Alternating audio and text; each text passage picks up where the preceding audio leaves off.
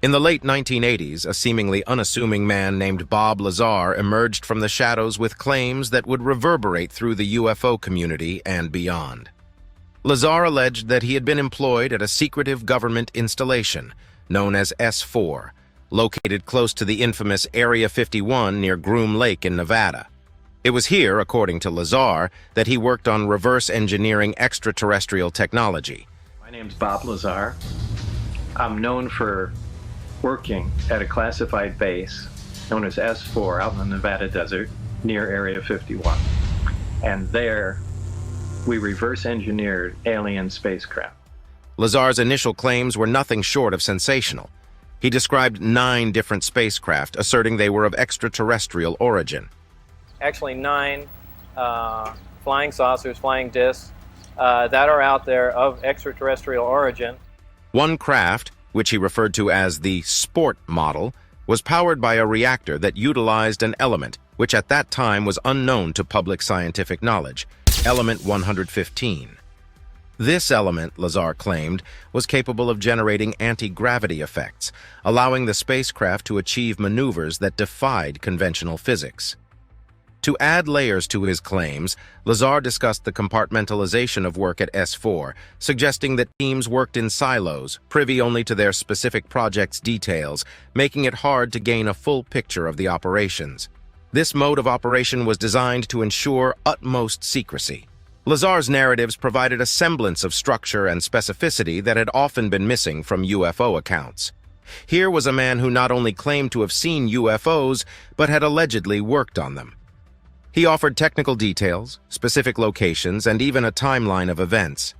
His revelations fed into a growing public desire for transparency around what many believed were decades-long government secrets regarding extraterrestrial encounters. But of all the revelations associated with S4, perhaps the most intriguing was the introduction of element 115 into the UFO discourse.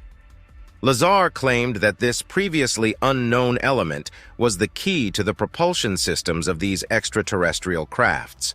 He asserted that when properly harnessed, element 115 could produce a gravitational field, which the spacecraft utilized for propulsion. This, he suggested, was how these crafts achieved their seemingly impossible maneuvers, bending the rules of known physics. Element 115, as described by Lazar, was not naturally occurring on Earth and was provided to the facility in batches for their experiments. The way Lazar explained it, the element was used in a reactor within the spacecraft to generate a gravity A wave.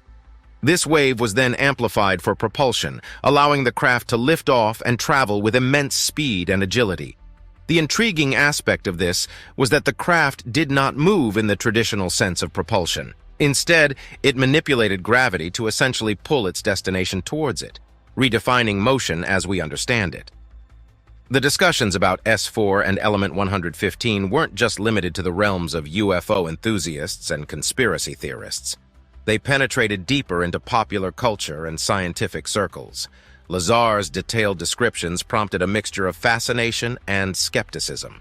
To some, S4 represented a fortress of secrets where humanity's greatest discoveries were being made. To others, it was a construct of fiction, a tale woven from half-truths and imagination. The implications of Lazar's claims were monumental.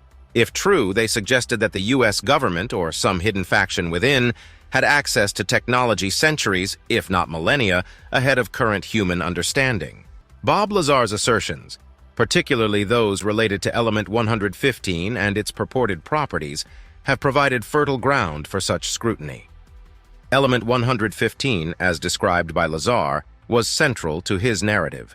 He posited that this element was the cornerstone of the propulsion systems of the extraterrestrial craft he claimed to have worked on. According to Lazar, when properly harnessed, element 115 could generate a gravitational field, effectively allowing the spacecraft to warp space-time and achieve interstellar travel. However, when the scientific community began its examination of these claims, several issues arose. First and foremost was the very existence of element 115. During the time of Lazar's initial revelations, such an element had not been catalogued in the periodic table. It was only later, in 2003, that scientists were able to synthesize element 115, which was subsequently named moscovium. The properties of moscovium, as understood from laboratory observations, starkly contrasted with Lazar's descriptions.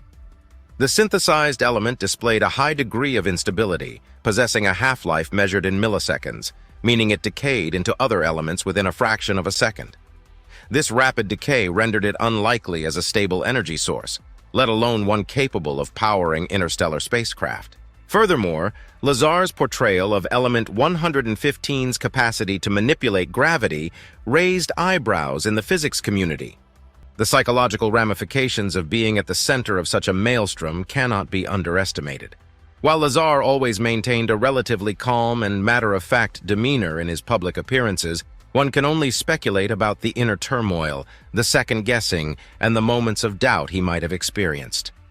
The weight of holding on to a narrative, especially one so hotly contested, would challenge the fortitude of any individual. Another noteworthy aspect of Lazar's post-revelation journey was his gradual retreat from the limelight. After the initial flurry of interviews, documentaries, and public appearances, Lazar became increasingly reclusive. While he never recanted his claims, he seemed less inclined to keep pushing them into the public discourse. Instead, he opted for a quieter life, away from the relentless gaze of both believers and skeptics. Bob Lazar's life, post his claims about Area 51 and extraterrestrial technology, serves as a poignant narrative about the costs and consequences of coming forward with extraordinary claims. It's a tale of resilience in the face of adversity, adaptation in the face of challenge, and the enduring human spirit's quest for truth, understanding, and acceptance in an often skeptical and uncertain world.